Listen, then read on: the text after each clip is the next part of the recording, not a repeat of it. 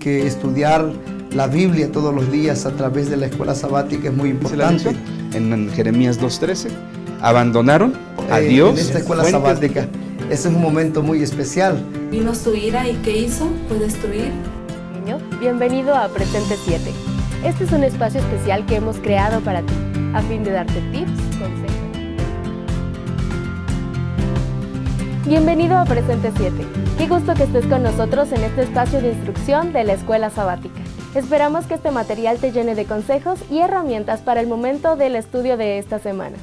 Y como ya sabes, lo haremos basados en 3 puntos principales, que son conocer, sentir y hacer.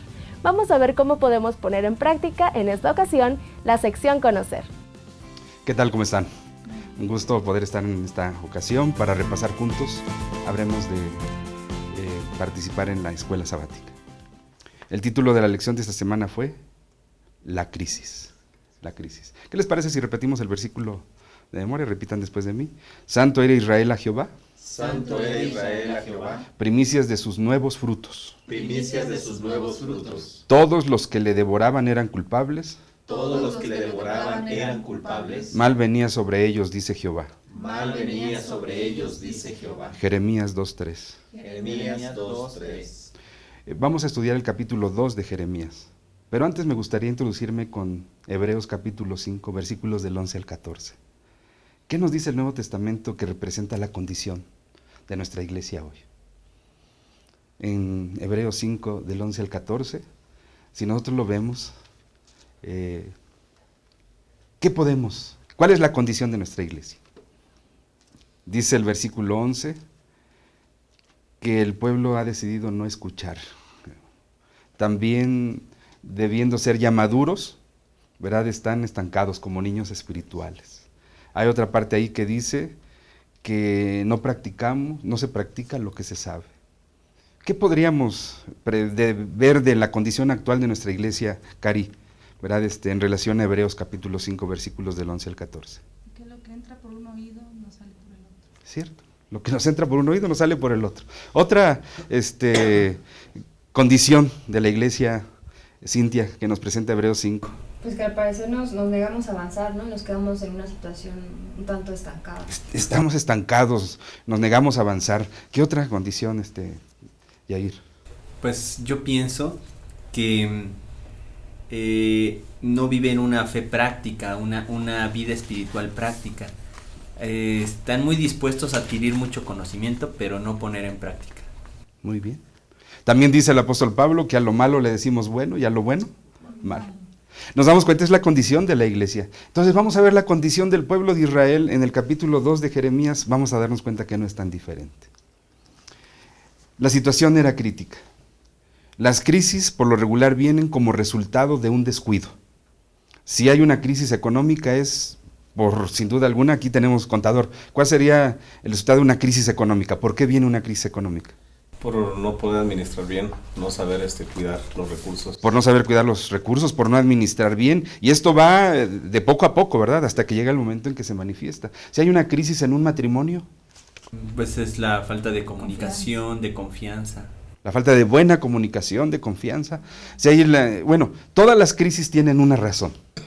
Y si algo describe la situación del ser humano desde la caída hasta nuestros días, es crisis. No tenía solución esta crisis, de tal manera que nuestro Señor Jesús tuvo que venir a morir en la cruz del Calvario. El pueblo de Israel se encontraba sumido en la más terrible apostasía. Había una crisis de liderazgo, había una crisis de espiritualidad, había una crisis de fe, había una crisis total. Líderes, profetas, sacerdotes y el pueblo mismo se encontraban haciendo cada quien lo que les parecía bien.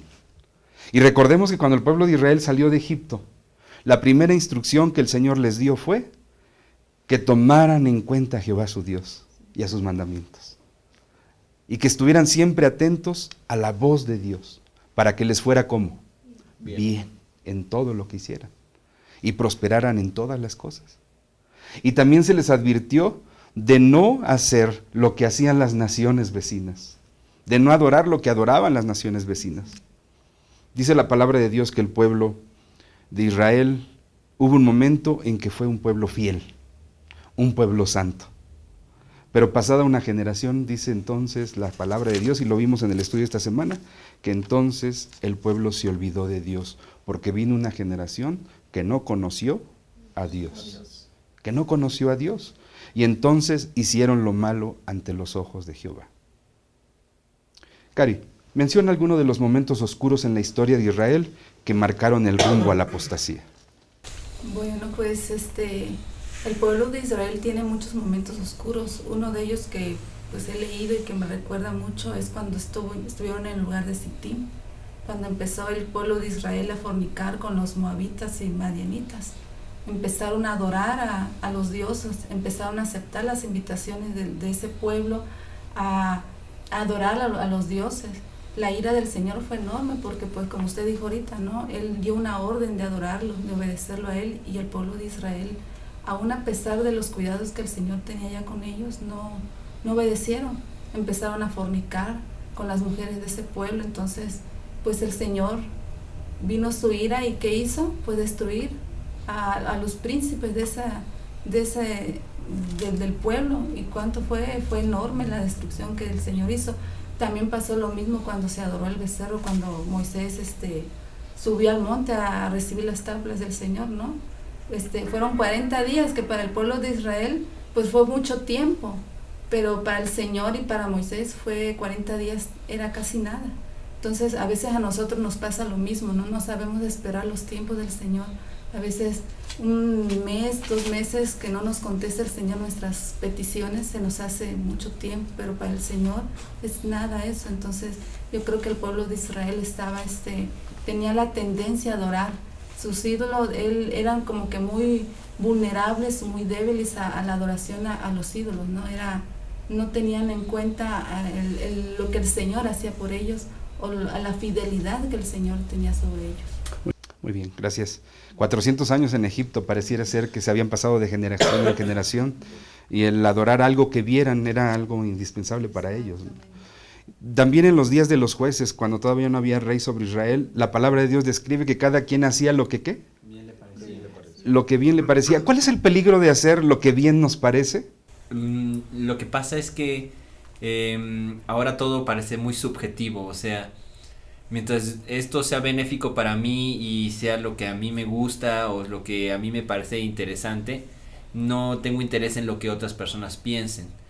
También eso puede causar que yo subestime a las demás personas, porque tú haz lo tuyo, yo lo mío, y a lo mejor sin la iluminación de la palabra de Dios podemos caer en conductas, en formas de vivir que son equivocadas. O sea que en realidad no se trata de hacer lo que nos parece bien, sino hacer lo que a Dios, ¿verdad? Le agrada, su voluntad. Y de esa manera no vamos a errar, ¿no? Encontramos que cada quien hacía lo que le parecía bien, y esto era un caos. Llegó el momento en que el pueblo estuvo en la anarquía. Dios les levantó un rey, porque el pueblo lo pidió. Y durante un buen tiempo, desde el rey Saúl, David y Salomón, el pueblo de Israel gozó de una paz, ¿verdad? Y fue progresando. El pueblo llegó a convertirse en un país poderoso. Pero llegó el momento en que murió Salomón y el pueblo de Israel se dividió en dos. El reino de Israel, ¿verdad?, que correspondía a las 10 tribus del norte, y el reino del sur, ¿verdad?, que correspondía a las 2 tribus. Y el reino de Israel tenía su capital, ¿dónde? En Samaria. ¿Y el del sur? Jerusalén. En Jerusalén. Muy bien, pero pronto el reino del norte en realidad hizo alianza con las naciones vecinas. Llegó el momento en que fue destituido como pueblo de Dios, por así decirlo, ¿verdad? Y los asirios lo destruyeron como reino, pero siguió el reino del sur. Pero vemos constantemente que los reyes, y en la historia se nos presenta, los reyes hicieron lo malo, ¿qué? Ante los ojos de Dios. No ante los ojos de los reyes políticos, sino ante los ojos de Dios. ¿No les parece que a veces nos interesa más estar bien ante los ojos de los demás que ante los ojos de Dios? Pero eso es el que así nos pasa. Sí, ¿verdad? Entonces, ¿cuáles fueron los denominadores comunes en la historia de Israel que finalmente llevaron a la crisis del exilio babilónico? Parece ser que el no escuchar la voz de los profetas, que era la manera como Dios le hacía saber a su pueblo, o la ruta que debería saber, o el consejo para poder corregir. Entonces el pueblo de Israel cerró muchas veces sus oídos a la voz de los profetas, queriendo siempre hacer su voluntad, precisamente por lo que comentábamos ahorita, pensando hacer lo que mejor les convenía. Entonces aquí hay una condición muy importante: cerrar los oídos a la voz profética, estando seguros de que como pueblo de Dios tenían el derecho a cualquier cosa, a cualquier decisión. Entonces cerraron sus oídos a la voz de los profetas. Y esto trajo sin duda alguna entonces, ¿qué? Sobre ellos, ¿verdad? Una crisis. Entonces, ¿cómo podríamos definir crisis para ir viendo esta primera parte? ¿Crisis es olvidarnos de Dios? Crisis es saber que estamos en lo incorrecto y no querer salir del pecado. Muy bien. Dicen que por allí, que una de las aves de los animales, ¿verdad? Que esconde la cabeza y la entierra en la tierra cuando está en medio de una crisis es el avestruz. Pero saben, eso no es cierto. De hecho, el libro de Jeremías vamos a encontrar durante este trimestre que es el profeta que más utiliza a los animales para describir que están en mejor condición que el hombre cuando está atravesando una crisis y no voltea sus ojos al Dios verdadero. El avestruz no esconde su cabeza, sería ilógico. Lo que sí hace es agacharse un poco, porque se delataría, como es un animal tan alto, se delataría, ¿verdad? Pero de una manera inteligente agacha su cabeza, pero no la entierra.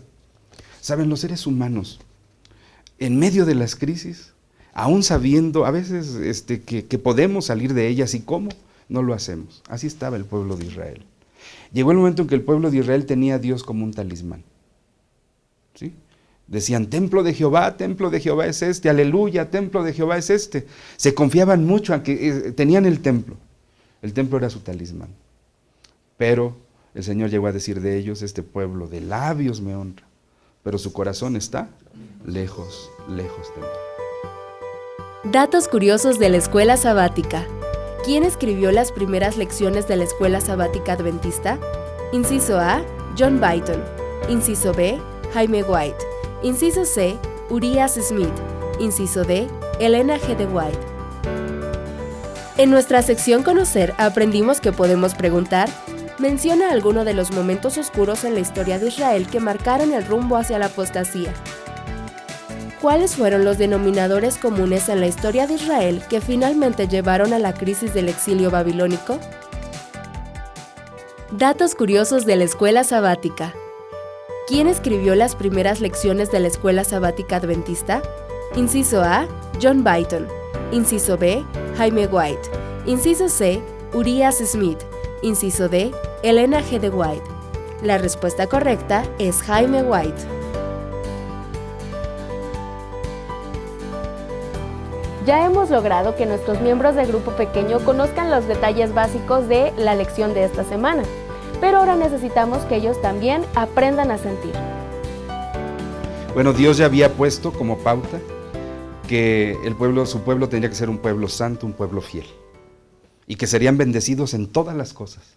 Y cualquiera que los tocare, no saben en el lío en que se metían, porque el pueblo de Israel era un especial tesoro para Dios.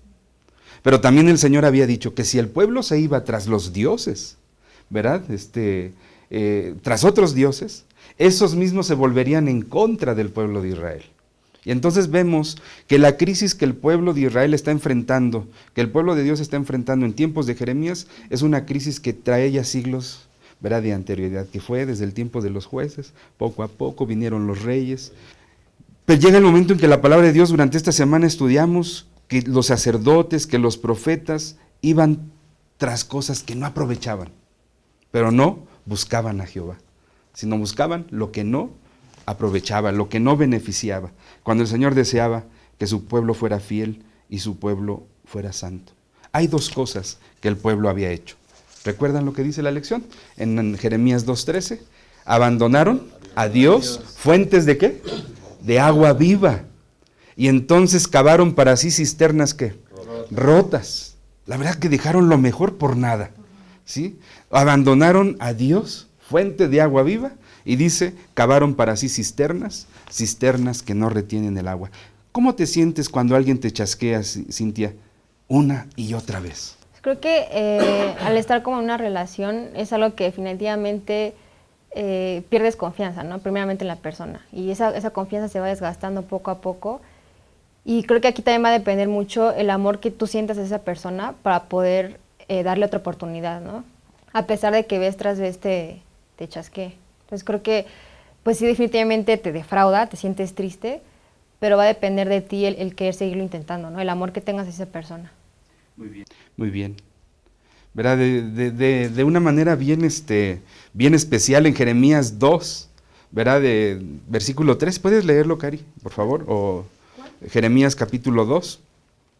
De una manera preciosa el Señor presenta lo que Cintia nos acaba de decir. Amaba tanto a su pueblo que a pesar de las constantes apostasías, a pesar de que le daban la espalda de manera permanente, Él amaba a su pueblo.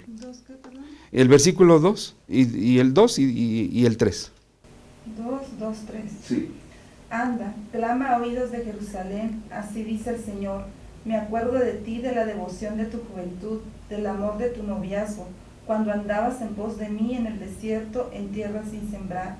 Santo era Israel para el Señor, el primer fruto de su cosecha. Todos los que devoraban eran culpados, y les iba mal, dice el Señor.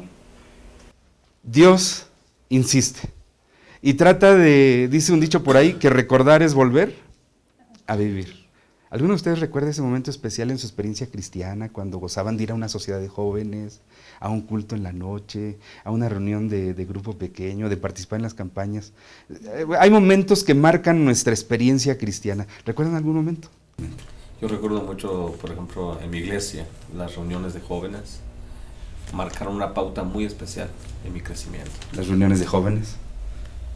En las federaciones. Las federaciones. A mí me recuerda mucho los campamentos de verano, ¿verdad? Muy especiales. Bueno, el Señor trata de llamar la atención de su pueblo y les dice, me acuerdo cuando eras fiel, cuando eras santo, hablando de su nación, ¿verdad? De su pueblo, cuando saliste de Egipto, ¿verdad? Y estabas jovencita y me amabas y hacías mi voluntad y estabas en mi camino. Se lo recuerda, ¿no? Sí. Porque una manera de ayudarnos a salir adelante, no solamente señalando nuestros errores, sino recordándonos cómo el Señor nos ha tenido paciencia, cómo el Señor nos ha amado y nos sigue amando a pesar de nuestra condición.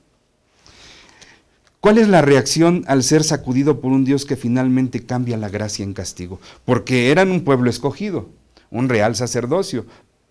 El pueblo pensaba que eso seguían siendo, pero entonces el Señor ahora va a utilizar el castigo. Y a una nación pagana, a una nación que llega el momento que la palabra de Dios dice que no dejaban de adorar a sus ídolos, sin embargo su pueblo sí dejaba de adorar a Dios verdadero, ¿no?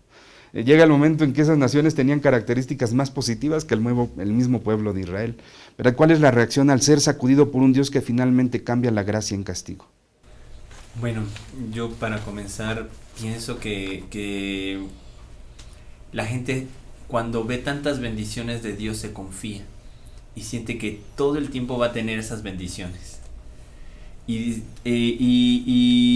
muchas religiones que son muy ligeras te dicen todo lo vas a hacer, todo lo puedes hacer, pero nunca hablan acerca de realmente entrar en comunión con Dios, pedir perdón por los pecados y hacer una nueva vida. Por eso cuando vienen las tragedias, la fe de las personas se desmorona, porque siempre pensaron, oh, ¿por qué me está pasando esto?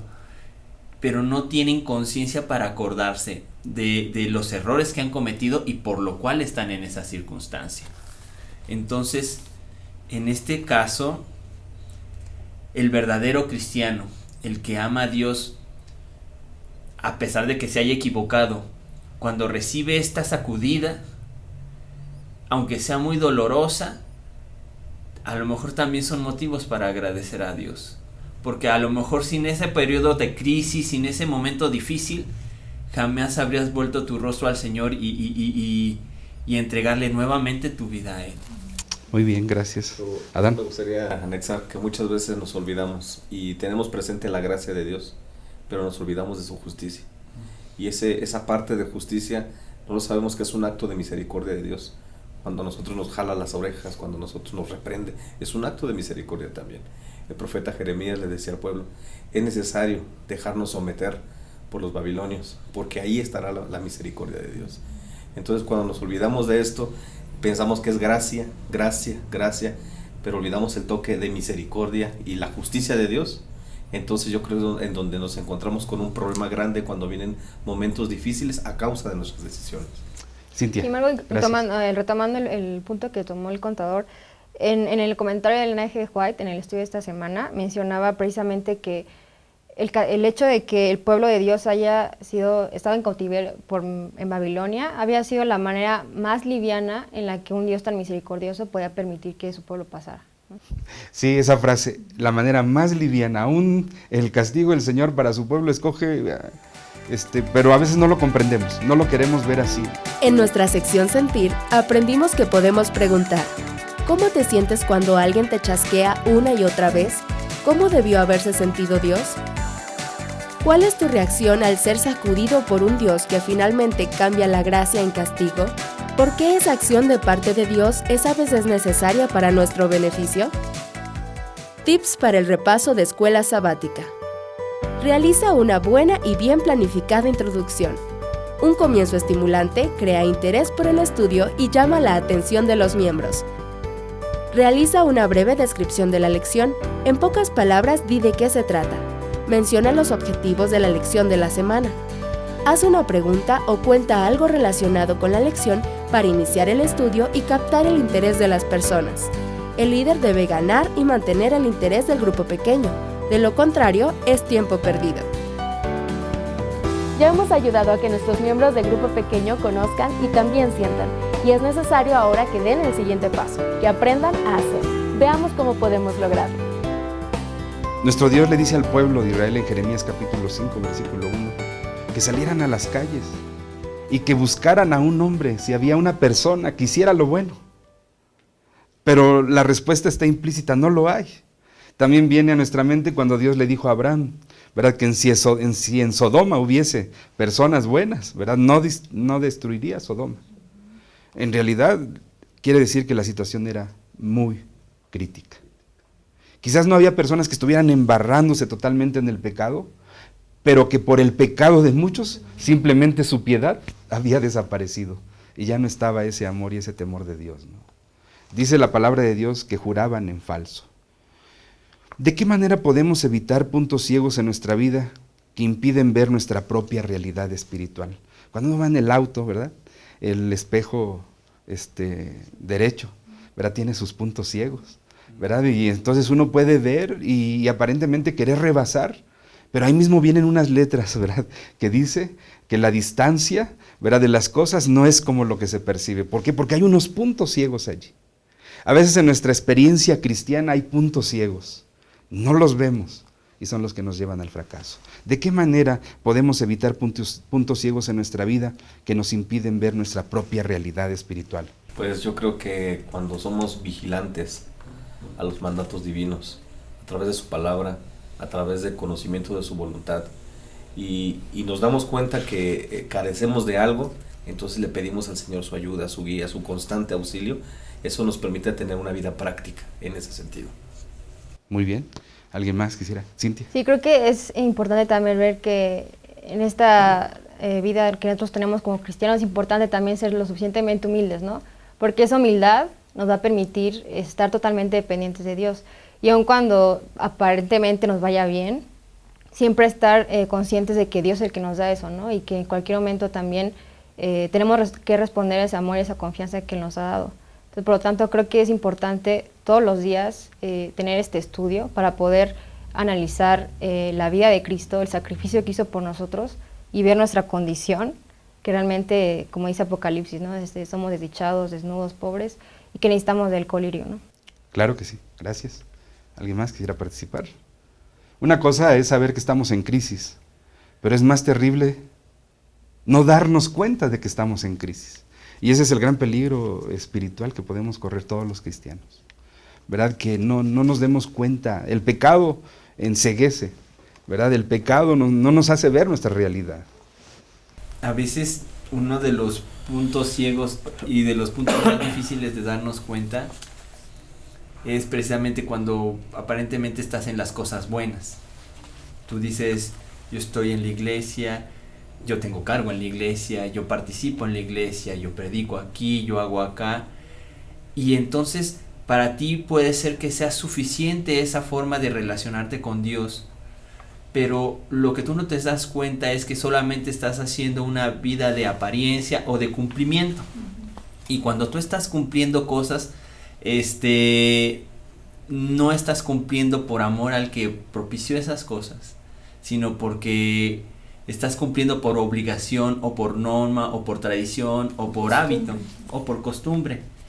Entonces, una intimidad con Dios, una charla constante, una humildad al acercarte a Él, te permite darte cuenta cuál es el verdadero motivo de todas las acciones que haces.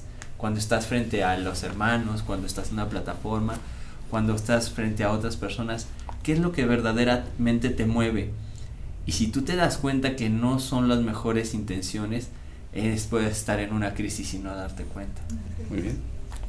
Muy bien. ¿Alguien más? ¿No? ¿De qué forma podemos hacer de nuestra religión, de nuestras tradiciones y costumbres, una religión sustituta, en lugar de que esta sea la verdadera religión? ¿De qué manera nuestras costumbres y tradiciones pueden llegar a ser un sustituto en nuestra experiencia cristiana, en lugar de estar practicando la religión verdadera? Viene a mi mente aquel momento cuando Josué, después de que el pueblo de Israel ya iba a poseer esa tierra, les dijo: tienes que tomar una decisión. ¿A quién vas a servir? Porque mi casa y yo serviremos a Jehová. Servir a Jehová. Ahí está la clave. Servir a Jehová. Ahí está la clave. Oigan, es muy importante saber y tomar en cuenta que las generaciones que siguieron después a los reyes no fueron diferentes a ellos porque no supieron heredarles lo mejor. ¿No les parece que renovar el altar familiar en nuestros hogares podría servir? Tener el culto familiar en la mañana y en la tarde, ¿verdad? Levantar el altar al Señor para que nuestras generaciones también tengan ese temor de Dios, ese deseo, ser el ejemplo. Muy bien. Puede ser que tengamos una religión sustituta en el sentido de que ya cumplí, ya hice, di mi diezmo, fui el sábado a la iglesia, no me pidan más. Pero la religión práctica, ¿dónde se vive, queridos hermanos? En el templo de 9 a 12 los sábados. Diario. En el día. Donde día. estemos. Donde Donde nos estemos. desarrollemos actividades, Ahí somos un es. testimonio para los que nos rodean. Muy bien. Qué privilegio. Nos da el A Señor. veces el mayor testimonio que tenemos que darle es un testimonio invisible, es el testimonio que le damos a Dios. Muchas veces pensamos que con las cosas que hacemos podemos alcanzar a otros, pero a veces nos olvidamos de que hay una persona que todo el tiempo está con nosotros y ese es Dios, y que lamentablemente lo chasqueamos, porque lo que pensamos o lo que hacemos no se acerca ni poquito a lo que Él espera de nosotros. Nos volvemos unas personas de rituales, de compromisos, de juntas, de planes, pero luego no concretamos eso de una manera viva, que el motor de todo esto sea el amor a Dios.